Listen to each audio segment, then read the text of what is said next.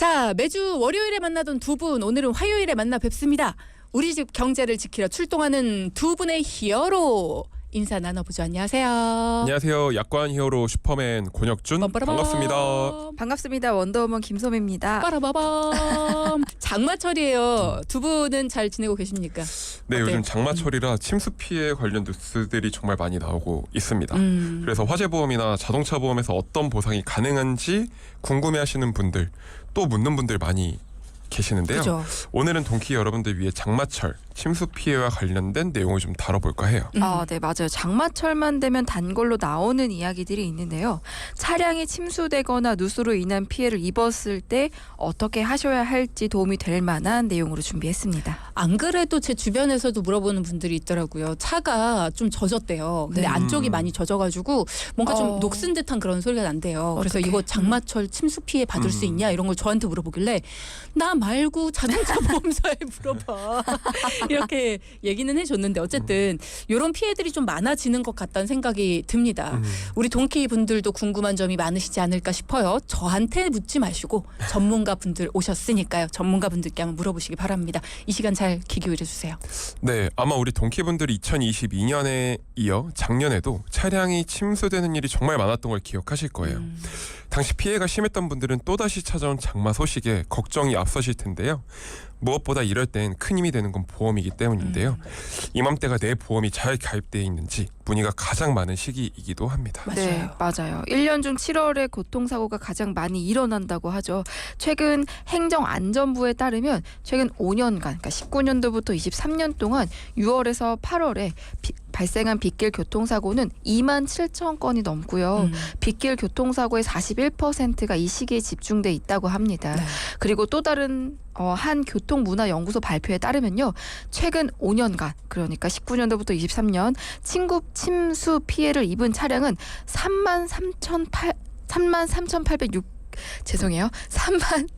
3,806대고요. 네. 특히 중부 지역 집중호우가 크게 발생한 2020년과 2022년 총 27,234대가 침수돼서요.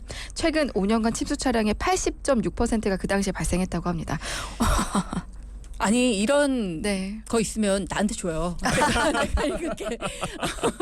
이런 거 조사 발표한 거 조사 발표한 자료 가져왔으면 나한테 줘요. 내가 해줄게. 이 발표 자료를 보면서 이렇게나 많이 하면서 열심히 적었는데 그렇죠?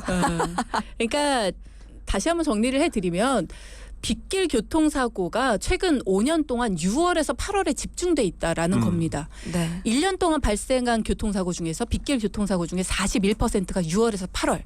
그럴 수밖에 없는 게 이 시기에 비가 제일 많이 내리기도 하고 맞아요. 그리고 또 장마철이다 보니까 네. 빗길에 미끄러지거나 아니면 뭐 웅덩이 때문에 나는 사고 뭐 이런 것들 전부 다 이 집중호우가 크게 발생한 이 시기. 그리고 또 최근 5년 동안을 봐도 특히나 2020년하고 2022년에 제일 많았다라는 얘기를 정리를 해주셨어요.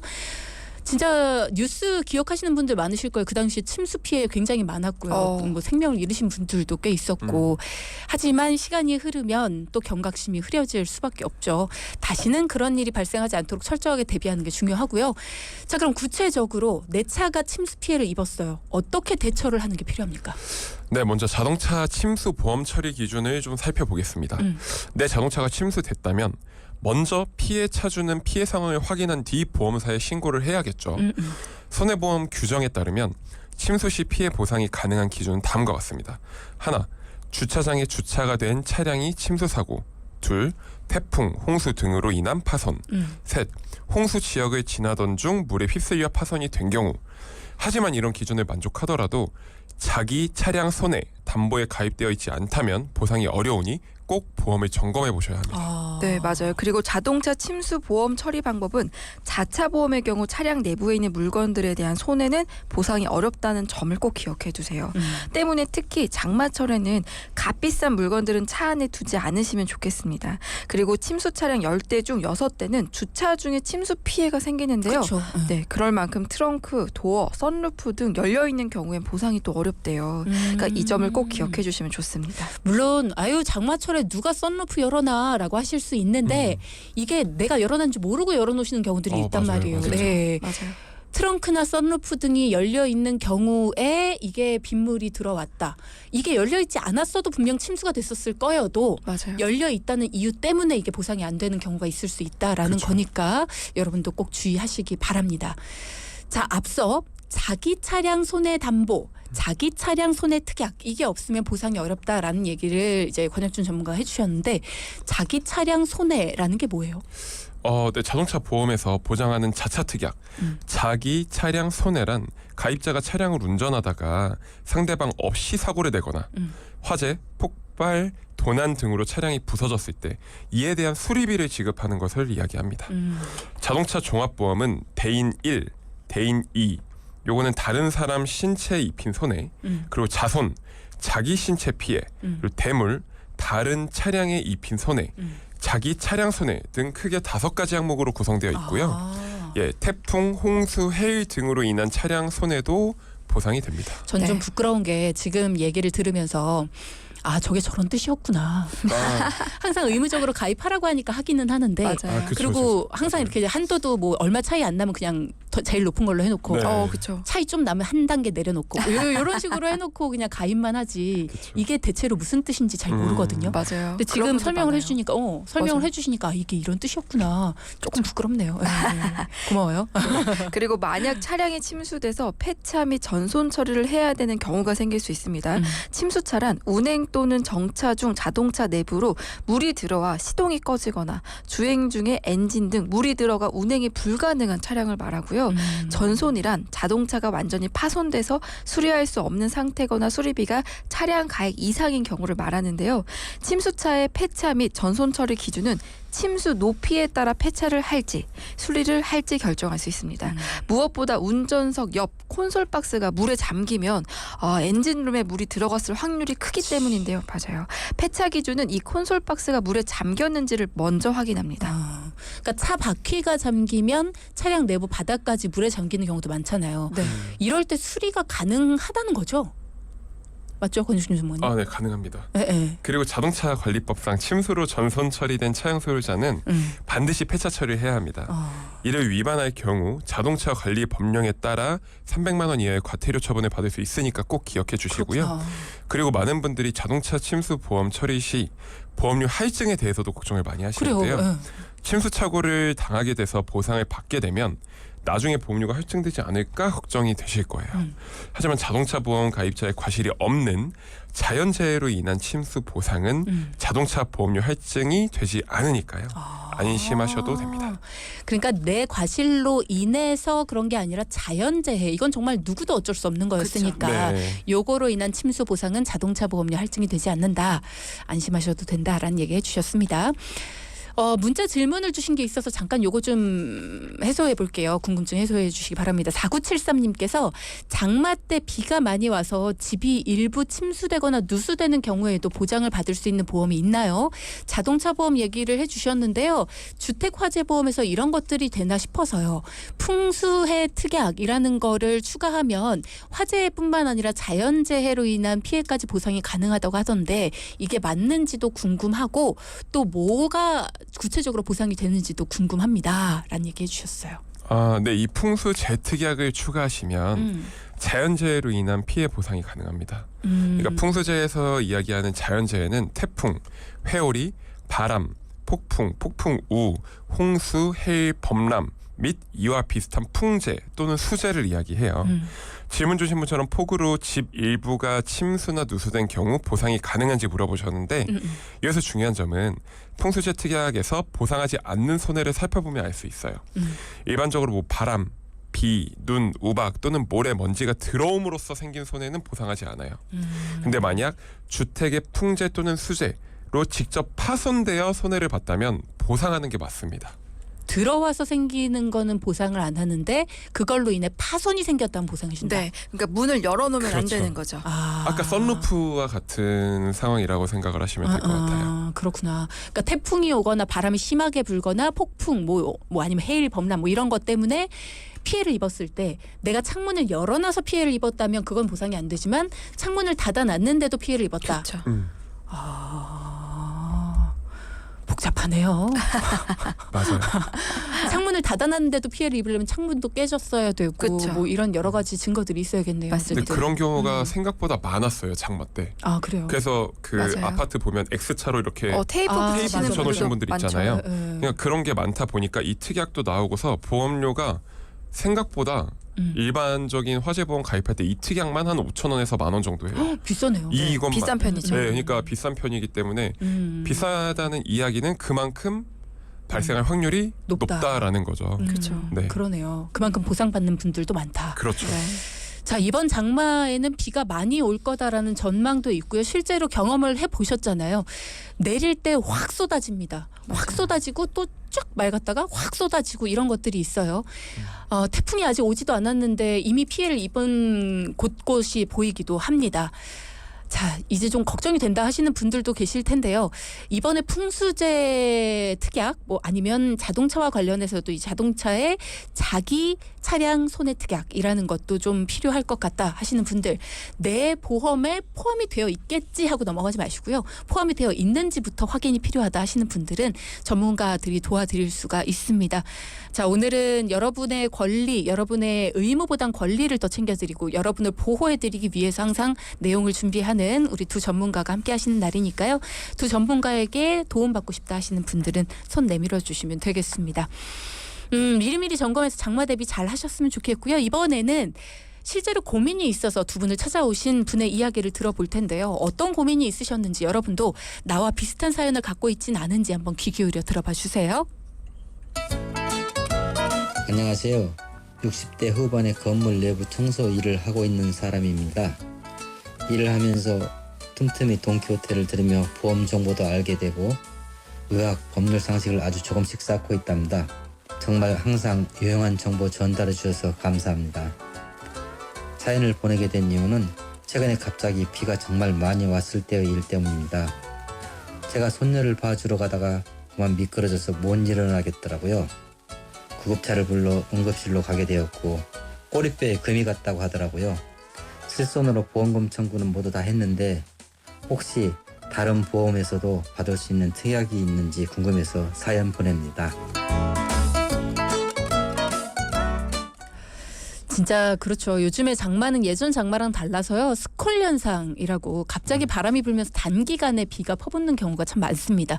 그래서 생각지도 못했던 곳에 물웅덩이가 생겨 있는 경우도 많고 빗물이 덜 말라서 잘 보이지 않는 곳에 물이 고여 있는, 그래서 이렇게 미끄러져서 사고가 나시는 분들, 다치시는 분들이 굉장히 많으세요. 네. 특히 연세 있으신 분들은 조심하셔야 됩니다. 네, 맞아요.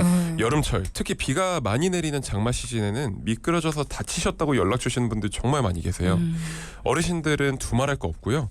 한창 뛰어놀 나이인 어린 자녀분들이 놀러가서 물놀이를 하다가 다치는 경우도 있습니다. 맞아. 이제 장마가 끝나면 본격적인 휴가 기간이 시작되는데요. 맞아요.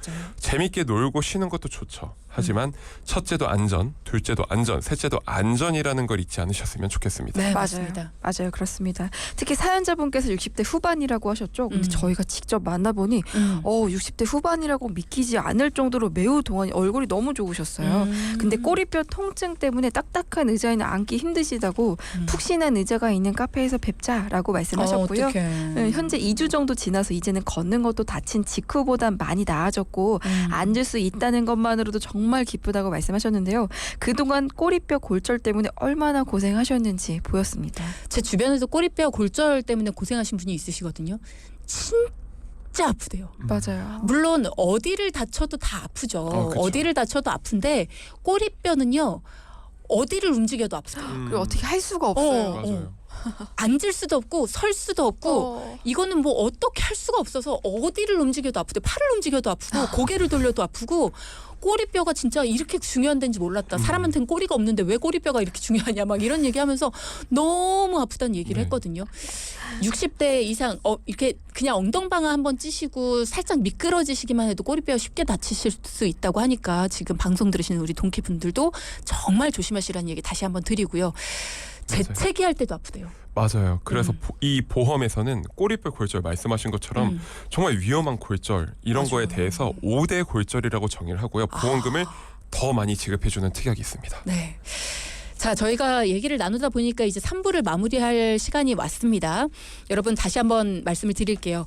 꼬리뼈 골절을 비롯해서 위험한 골절에 해당되는 5대 골절, 그 부분에 대한 이야기 잠시 후 4부에서 조금 더 자세하게 이야기를 드릴 텐데요. 내가 잘 부러지는 이렇게 좀 성향이 부러진다고 하긴 좀 그렇다. 내가 좀 잘 부러진다. 어디에만 넘어져도 쉽게 부러지는 그런 몸이다. 그런 분들 같은 경우에도 마찬가지. 내가 조금씩 나이를 들어가면서 뼈 건강이 걱정된다 하는 분들도 마찬가지. 어찌 됐건지 간에 이 건강과 관련해서 내가 걱정이 된다 하시는 분들 보험을 들어두잖아요. 보험을 들어둘 때 가장 가성비 좋게 가입할 수 있는 게 바로 수술비 보험이다라는 이야기 전문가분들이 많이 해주시거든요. 근데 가장 현명하게 가성비 높게 가입할 수 있는 특약임에도 불구하고 가장 가입을 잘못하고 있는 것 중에 하나도 수술비 보험이다라는 이야기를 되게 많이 하세요. 내 수술비 보험이 제대로 가입이 되어 있는지, 가성비 높게 가입할 수 있는데 정말 이렇게 표현해 죄송합니다만 어리석게 가입을 하고 있진 않은지, 다른 사람에 비해서 내가 너무 많은 돈을 여기에다 투자하고 있진 않은지, 투자할 게 아니잖아요. 보험은 투자가 아닌데 그렇게 투자를 하고 있진 않은지, 그래서 매달 나가는 돈에 내가 이곳에 낭비를 하고 있진 않은지, 이런 것들 점검을 해보시기 바랍니다. 자, 앞서 3부에서는요, 자동차가 침수 피해를 입었을 때 보험금을 어떻게 청구해야 되는지, 또 주의할 점은 없는지에 대해서 살펴주셨고요. 그리고 앞서 살펴본 사연, 손녀를 봐주러 가다가 빗길에 넘어져서 꼬리뼈가 골절된 60대 후반의 남성분 이야기였습니다. 실손으로 보험금 청구는 모두 완료를 했는데 다른 보험에서도 혹시 받을 수 있는 특약이 있는지 궁금하다, 이런 얘기를 해주셨거든요. 우선 3부에서는 권혁준 전문가가 그런 얘기 해주셨어요. 꼬리뼈 골절은 위험한 골절 중에 하나이기 때문에 5대 골절로 정의를 한다. 보험금을 더 많이 지급해주는 특약이 따로 있다. 그죠? 맞아요. 여기서 5대 골절이 무엇인지부터 먼저 말씀드릴게요. 네. 머리의 으깸 손상, 목의 골절, 흉추의 골절 및 흉추의 다발 골절, 요추 및 골반의 골절, 대퇴골의 골절을 이야기를 합니다. 굉장히 위험한 골절들만 맞아요.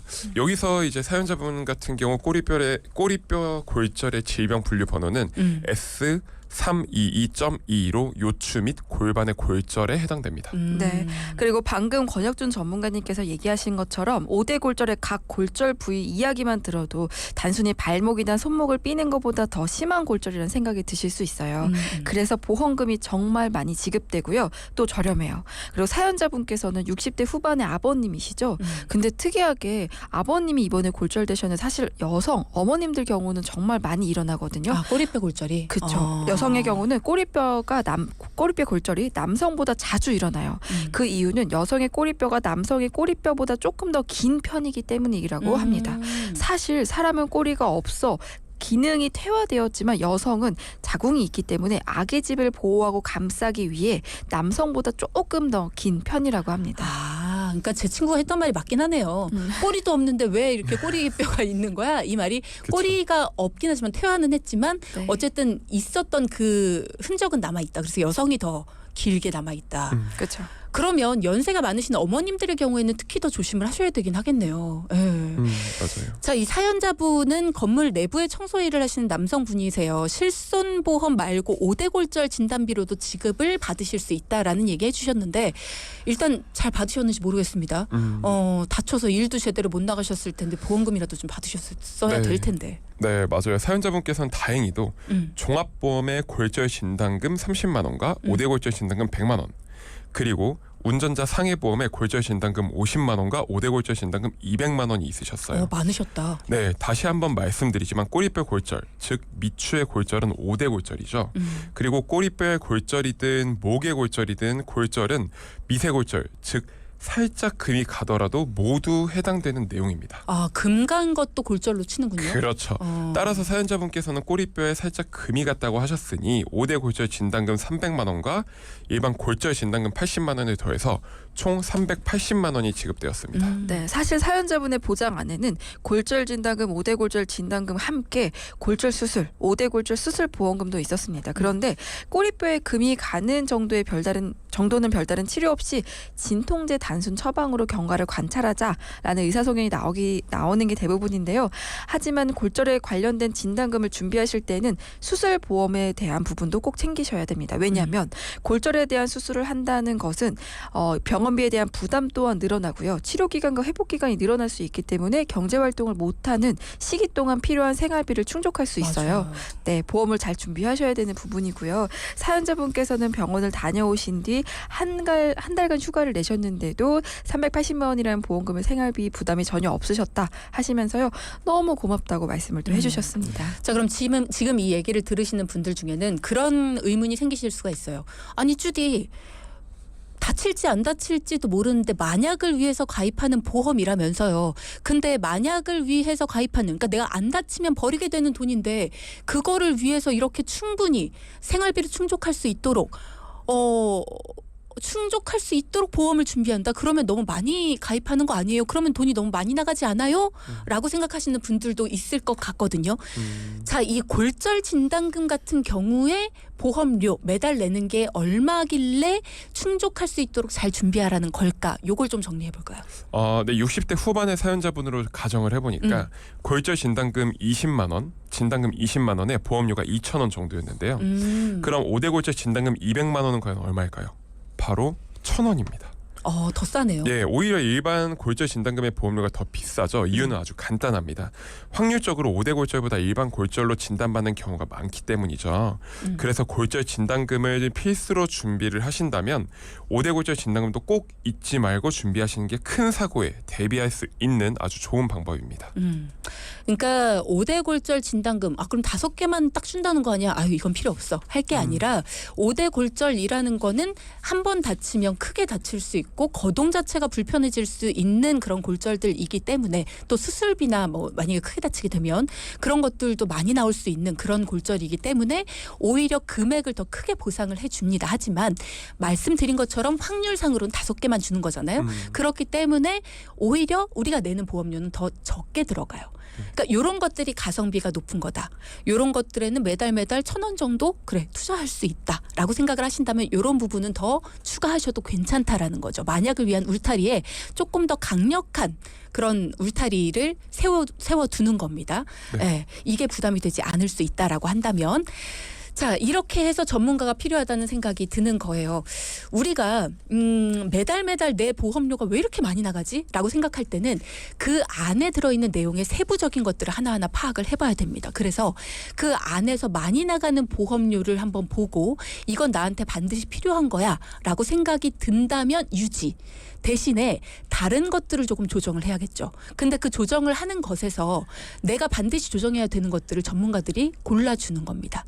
근데 그 골라주는 것이 어떤 걸 기준으로 골라주느냐. 우리가 이런 거 되게 많이 갖고 있는 거 아세요, 여러분? 중복 보장이 안 돼요. 내가 만약에 손가락을 다쳤어요. 근데 손가락 보장은 예를 드는 겁니다. 하나밖에 안 줘요. 근데 내가 5개나 갖고 있는 경우가 많아요. 말도 안 되게. 그러면 5개를 가입을 시켜주지 말아야 되는 거잖아요. 근데 그런 걸 가입시켜주던 때가 있었어요. 지금도 물론 어떤 보험은 그게 또 됩니다. 그래서 우리가 이렇게 중복적으로 가입하고 있는 것들, 이런 거는 낭비잖아요. 그런 거 빼고요. 그리고 우리가 나는 뭐 예를 들어 계속 손가락을 얘기해서 미안하다, 손가락을 다쳤을 때 500만 원만 있으면 돼. 근데 내가 이거를 5천만 원을 가입을 해놓은 거예요. 그럼 이건 너무 과해. 요것만 줄여도 매달 금액이 여유가 생기죠. 이런 것들을 조절하는 겁니다. 근데 이거 내가 스스로 할 수 있을까요? 너무 힘든 일이죠. 그래서 이런 것들을 도와드리는 게 바로 전문가가 함께 해드리는 일입니다. 자, 오늘은 수술보험금에 대한 이야기를 했는데요. 수술에 대한 이야기, 그리고 또 골절에 대한 이야기, 그리고 그 외에도 나의 보험, 우리 가족의 보험, 전반적으로 정리정돈이 좀 필요하다. 매달 너무 많은 돈을 보험에 쓰고 있다.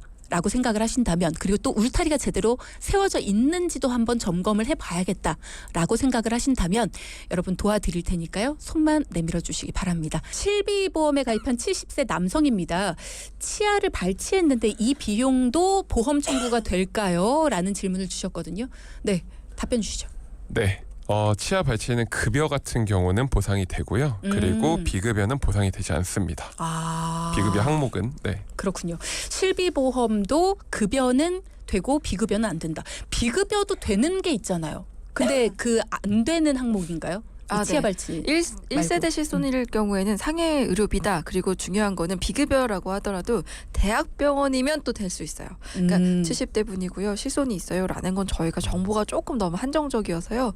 근데 대부분의 실손일 경우에는 급여는 가능, 비급여는 어렵다라고 보시면 됩니다. 어쨌든 나 치아보험 없으면 치과 가는 건 다 안 돼 이렇게 생각하실 건 아니다라는 거예요. 그렇죠. 예, 치과에서 쓰셨어도 급여라면은 될 수 있다. 정화옥님께서 쭈디는 전원주 아줌마처럼 웃습니다. 아 좋겠다. 김소미 전문가님도 신난다. 이제 전원주 아줌마처럼 웃는다. 얼마나 유쾌해요. 자 오늘 내용 이렇게 마무리하면서요 포인트도 짚어보도록 하겠습니다. 첫째. 장마철 자동차 침수를 보장받기 위해서는 자차, 자기 차량 손해 특약이 있어야 보장이 가능합니다. 둘째. 침수로 전손 처리된 차량은 반드시 폐차 처리해야 됩니다. 그리고 보험료 할증은 가입자의 과실이 없을 경우 할증되지 않습니다. 네 수고 많으셨습니다. 감사합니다. 네, 방송 중에 상담해드린 내용은요. 청취자 여러분의 올바른 투자 판단을 위해 참고로 드리는 말씀입니다. 금융상품 가입이나 해지 같은 판단은요. 스스로의 책임으로 결정하셔야 한다는 점 꼭 기억하시기 바랍니다.